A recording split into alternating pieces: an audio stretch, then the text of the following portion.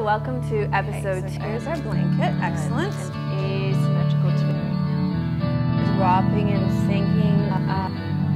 Notice how so just notice. Joining us for the second episode of next week. Namaste.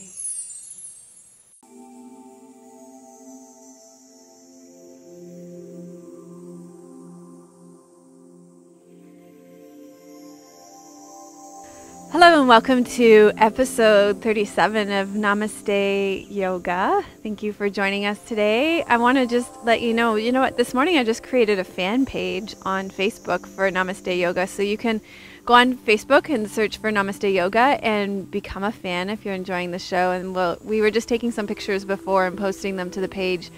Some of the behind the scenes stuff, Nika made us all yummy lunch today. So we were having lunch before, and I actually took a picture of our cameraman and posted it too. So now, yeah, you should see his face right now. So you can check out our cameraman, Tim, aka my hubby too. So yeah, sweet. So, and a thank you to Julie Sorhates, who gave a very generous donation this week. I really appreciate that. She's been a long-time student of mine, and yeah, kind of really unexpected, but much appreciated. And then Diane gave me a donation too, and she was on the show. So I feel like, wow, a lot of abundance around that this week. So this week we continue our series around the Yamas and the Niyamas. This is the final Yama, Aparigraha, and it has to do with non-hoarding. So we've been having fun with that this week and building some awareness around it. So if you want to go ahead and rest back, we will get started.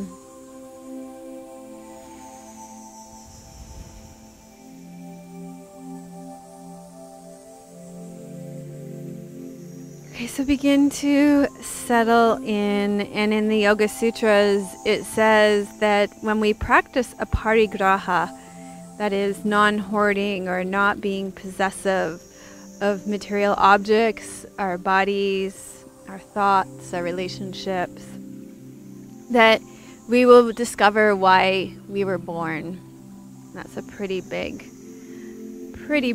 statement. Nichola Joy Devi says it this way: we, acknowledging abundance, we recognize the blessings in everything and gain insight to the purpose for our worldly existence. So I want you to just reflect right now on how this Aparigraha sits with you. How, when I first looked at this one, I was sort of thinking, I don't know, this isn't a real big one for me. If anything, I tend to throw things out too quickly rather than hang on to them. And then I started to think about the things that I was unwilling to throw out. So my books, I wasn't really willing to part with any of those. My iPhone, kind of love that. So there are certain things that we have that we really hold on to and have these attachments to. And, in a lot of ways they have to do with not trusting that the universe will provide for you, or that you have the resources within yourself to be able to care for yourself. So with the books, for example, it's about not trusting my own inner knowledge. Or with the phone, it could have to do with, this sort of real grasping towards being connected and communicating with other people. So just notice what it is for you. In our class last night, I had people just say out loud what it is for them, and there were some interesting ones. People that feel that they hoard kitchen stuff, canned goods, toilet paper was one, towels, clothes, shoes. So there are, so many things that we might really kind of grasp and hold on to. We can also experience hoarding. It also happens in relationships. So in conversation, we can kind of hog the conversation sometimes. We can also, in relationships where there's power differentials, where we can kind of control one person or a group of people in relationship. And these are all examples of hoarding. So as you're resting back, focus in on your breathing, and we can really practice the opposite of hoarding by letting go.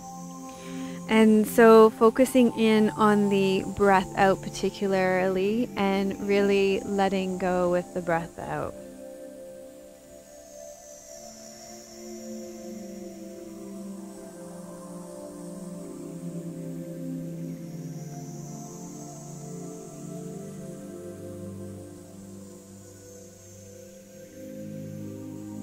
We can also be possessive of our thoughts, whether it be holding on to a rigid opinion or regarding ideas as your own, rather than as part of universal knowledge. That can be a kind of hoarding.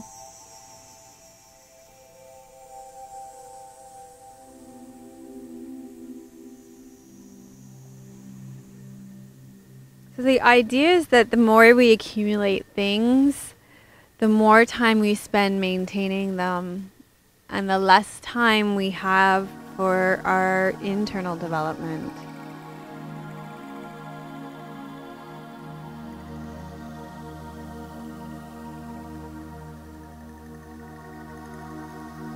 And I was saying last night as we were watching some television, this is actually a really difficult one in our culture, because everything in our media culture encourages us to consume and consume and consume. And we were watching a commercial on TV last night that was really encouraging you to buy a new bedroom organizer so that you wouldn't have fights with your partner in the bedroom. And then this got rolled into, if you do buy it, then you get a coupon to get 15% off more stuff from this store. And it just kind of goes to show how much we're programmed to consume, and even when we do consume, we're programmed to consume more.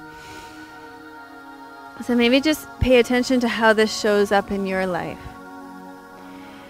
And start to create some intention around how you'll bring awareness to this through your practice. In our practice today, we're actually going to practice letting go by really working with the digestive system, the large intestine, and the colons, and really practice letting go through our bodies so that we can bring that with us onto all the other layers of our existence.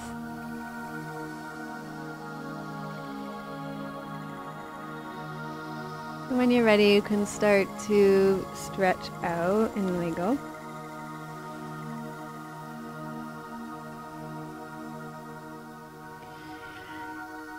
And we'll start with the classic pose for elimination, which is a knee to chest pose. So we'll draw the right leg into the body, and that presses right on that ascending colon.